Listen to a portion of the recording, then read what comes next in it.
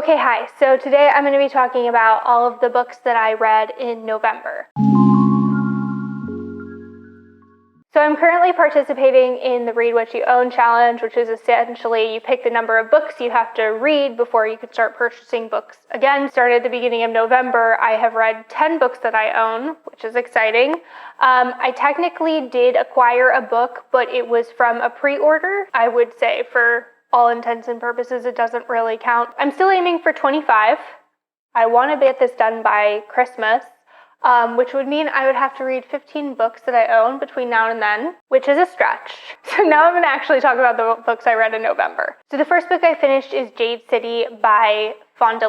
This book has had a ton of hype. It's the first book in a trilogy that is very much like an urban fantasy. It feels very much like our world, even though it's not our world, and it takes place on an island where Jade can grant people abilities. People kind of relate it to The Godfather because there's like a kind of like two different kind of mobs, clans they call themselves, that are kind of fighting for power in this city that feels like it's kind of adjacent maybe to the 50s, 60s, 70s. I thought it was really good. I thought that the pacing was really good. There was a high intrigue value from the very beginning. It was a slower build at the beginning, but you kind of knew you were going to get somewhere. There's something that happens midway through the book that I was not expecting that turns it on a trajectory that I think the author was able to have a lot of fun with. It had a really great kind of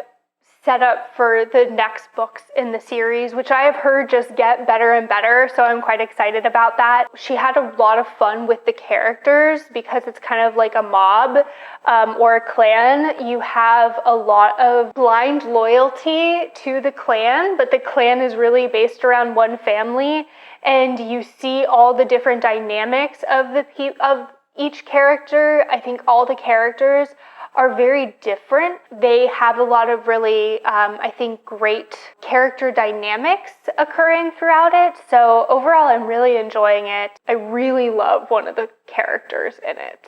Very morally gray, does what he thinks is the right thing, and sometimes it's for the wrong reasons, and sometimes it might not even really be the right thing, but he's so adamant in his values and stays so true to what those values are. It's just a really fun kind of character for me personally to read. I think that the magic system was kind of shown to you in ways, but there seems to be a lot more to come in kind of understanding it.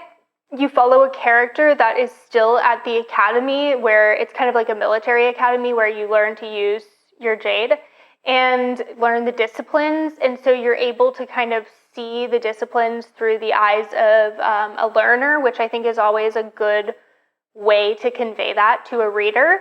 Because of how Jade works, it's very fighting intensive when people use it, so there's a lot of like fight scenes using Jade. I think that one of my main cons with the book is the sex scenes. I wouldn't think of them as like sex scenes like you would get in a romance or erotica novel. They're not told in a sexy way. It's very much just like telling you what's happening and is just very graphic. And I don't really feel that those were necessary at all. And I do actually feel like they were out of place and could have just very easily been cut. You could have told me in a paragraph that they had sex without describing like the actual act of it in this very graphic but not sexually charged way. Okay, the next one I finished is The Adventures of al-Sirafi by Shannon Chakraborty. So Shannon Chakraborty, or S.A. Chakraborty, wrote can't think of the name of the series, City of Brass, Empire of Gold. Anyway, I've tried to read those twice and DNF the first book both times. But I was hoping that a lot of the issues that I had with that book, which was a lot about structure and setup of plot points and characters, would have been resolved as she got to be kind of like a more experienced writer. And I really found that to be true in The Adventures of Amina al-Sirafi. So this is a fantasy series that is absolutely a quest book, and it takes place on a boat. And I love a good quest, and I love books that take place on boats. Like, I love it. So for me, this is a really great combo. It's about this woman, Amina al-Sirafi, who is basically known as like this pirate queen who has been retired for the past 10 years, and something gets her to come out of retirement. She has a young child. There's a lot of mystery around this child. There's a mystery around her husband. She's had a bunch of different ex-husbands through time. Seems to be really well researched. There's a really great sense of place and time. There weren't a lot of like magical people, but there were like magical things and magical characters. There were jinn, there were different types of beings that you meet. It's about a woman who comes out of retirement, so she's in her 40s or 50s. It's like she gets the whole band back together, so like that's a trope that I know people really do love. And I think that in fantasy, a lot of the time you follow younger characters, so it was really fun following like an older band of characters, and like you meet each one at a time. I thought that the plot points were like set up pretty well, and there's I think a really good setup for like a fun continuation of the series, but I also think that you could very much read this as a standalone novel and enjoy it. Okay, then away from fantasy, I read a dystopian. I read Moon of the Crusted Snow by Waubgeshig. This author is from the Waubgeshig First Nation. Takes place very far north in Canada in a very isolated place where they get cut off naturally from the rest of the Canadian population for the most part through winter. Like they'll have some trucks come in, but it's quite a challenge to get from the closest city to this place. So a lot of people rely on hunting and through the summer, canning, doing whatever to kind of store food and prep for the winter season. When the winter, kind of the premise of the book is when the winter season begins, suddenly they lose connection to the outside world. And as time goes on, it becomes clear that something is happening. The focus isn't really on what that something is. It's about this community of Indigenous people experiencing this strung out, long crisis that there's no understanding of if or when it will end. It's very isolated and closed, but you do have some characters show up, one of them being a white man, and the dynamic and issues that his presence causes. Overall, it's like a very slow, kind of horror-esque, dystopian novel that is it's really about the community, and will the community come together or will it fall apart? I think that there's kind of an interesting discussion on becoming reliant on colonized culture and colonized culture kind of forcing a lifestyle upon Indigenous people that in this present time in the book they can no longer maintain when that society ceases to function. And the community of people within the book have been displaced, so they're not on their native land that was stolen from them. And there's also kind of some discussion of like the resiliency of community and your ability to be colonized and displaced, but be able to go on. I wasn't a huge fan of the book, but it was quite short. If you're into like cold dystopians, because it takes place in winter, I think it's kind of a good like spooky winter read. Okay, and then I finished the Faithful and the Fallen series by Gwynne, so I read both of these big books. I read Ruin and Wrath. I'm not going to go into a lot of detail on the series because it kind of has a complicated premise, but I thought that the end was really good. I really love that Gwynne will kill a character. Overall, I was just like so sucked into it by the end and was just enthralled by what was going to happen and like how people were going to meet their fates. Yeah, I think I'm going to do a dedicated review / guide video on that series. So I'll leave more of my comments on who should read this series for that. Okay, and then I read a bunch of short books because I'm trying to read books I own. So I read a play called Freedom is My Middle Name by Lee Hunkins. So this is a one-act play that takes place in America in the 90s, but it goes back in time to like I think the 1800s, and it follows a few Black characters and white characters. This teacher in the beginning of the play gives them a prompting that over their weekend they have to find out about an unknown Black hero. And then you go back in time and you see some unknown Black heroes. Short, kind of something that you would probably think would be like a high school production or put on for a high school. I don't really have too much to say, but I don't read plays very often. Okay, the next one I read was Assembly by Natasha Brown. So this is very short. It's about a woman who is kind of going to visit her boyfriend's wealthy white parents. She is Black, and it's not much about actually doing that, but a lot of her inner dialogue as she's prepping to go, as she's on the train there, and then once she's there. It's a lot of less plot and less like character focused outside of her, and a lot more about the themes it's trying to convey. So there's a commentary on race, class, wealth, women in the workplace, healthcare. It touches on so many different things. I wasn't super fond of the book. It kind of made you really work for what it was giving you, and it kind of held you at arm's length. But I really loved this quote, which was, "How do we examine the legacy of colonization when the basic facts of its construction are disputed in the minds of its beneficiaries?" I think that was a really succinct and nice way of saying that. Then I read Love by Han Orstavik. This is translated from the Norwegian.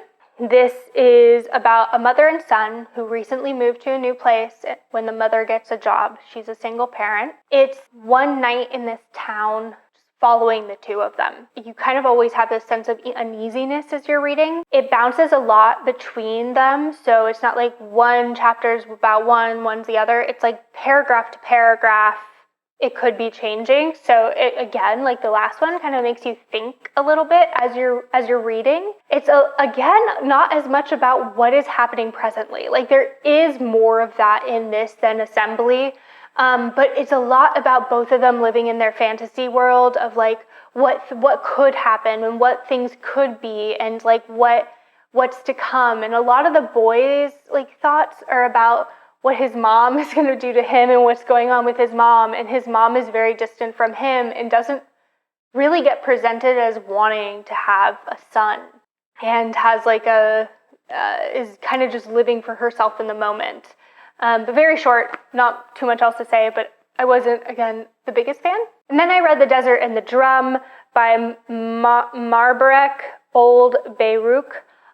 This is translated from the French, I believe. It's kind of told in two timelines. So it's about this woman who leaves, at the very beginning, she leaves her tribe.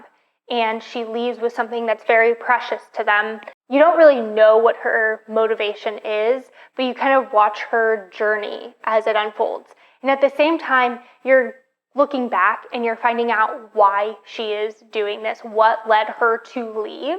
I quite enjoyed this. It's a lot about like what it means to be in a community, what the community owes to you versus what you owe to it. There's kind of dichotomy set up between her being from a small clan or tribe and them kind of holding on to a certain lifestyle. There's the cities and people from the cities who see them as backwards and live in a more Western, modernized fashion. And there's kind of like the clash between those things, but also like how they work together in some ways. And yeah, overall, I can't really put my finger on why I enjoyed it, but I definitely did. Then I read Kitchen by Banana Yoshimoto. So this is actually 2 stories in one. It is Kitchen and then Moonlight Shadow. This was published in 1987 and it's translated from the Japanese. Both of the stories are a lot about grief and overcoming grief and how you do that and your connections with other people. Both of them have a younger protagonist.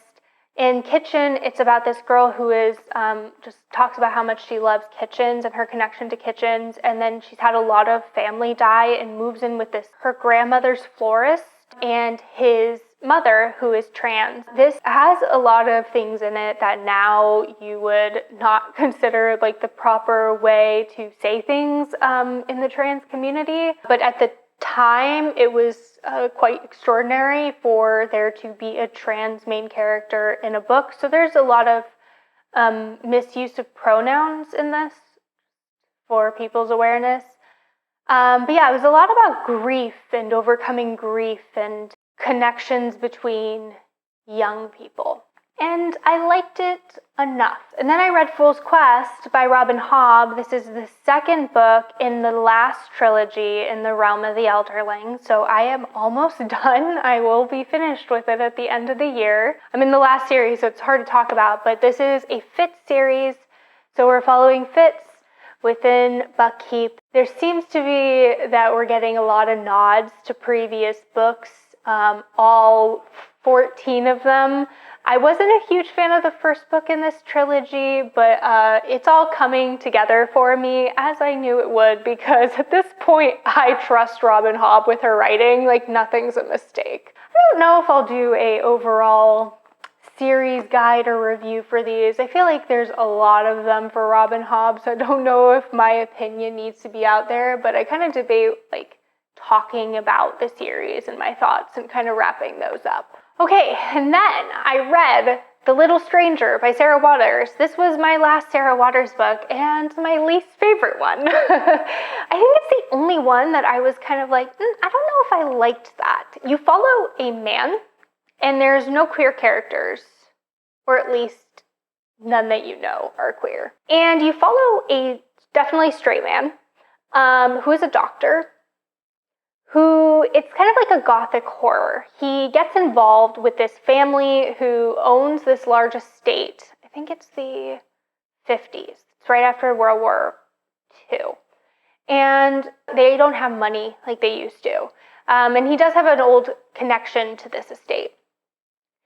And he develops a relationship with the family, and things kind of happen, and I don't know how I would paint this book and who would like it, because it's quite slow, so you really have to have an interest in the characters in order to want to read it, or you trust that Sarah Waters is going to get you to an interesting place, because a lot of her books have interesting twists and turns that you don't really find in this book.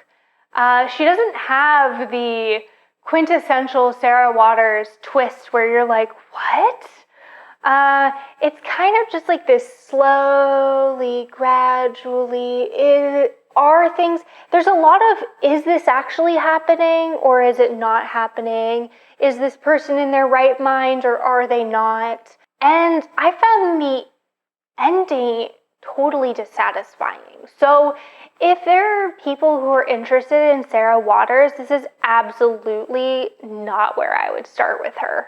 So I read Bookshops and Bonedust by Travis Baldree. This is the prequel to Legends and Lattes.